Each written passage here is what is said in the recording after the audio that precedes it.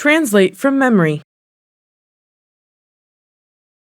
The Translate from Memory function enables you to propagate translations from previously existing translations.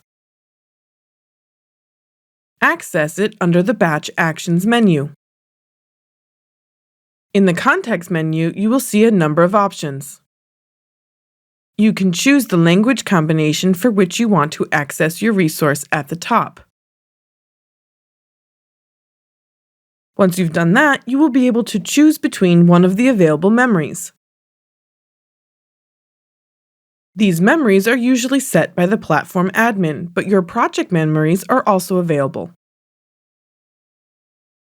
Once you've selected one of the memories, you can set how rigid you want the similarities to be.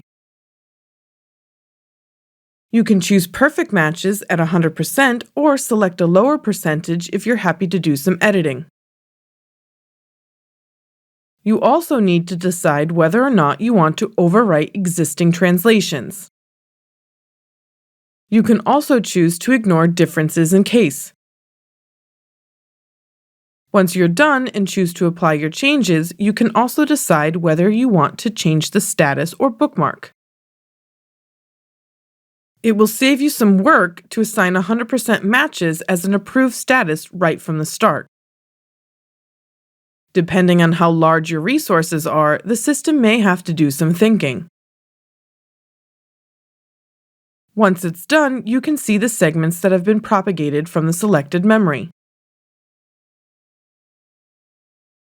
You can always apply the translations for more than one existing resource. Just repeat the process to add translation hits from another memory. The additional hits will then be added in.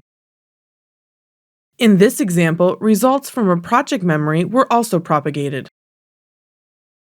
This can make your work a lot easier because rather than translating from scratch, you can build on existing work.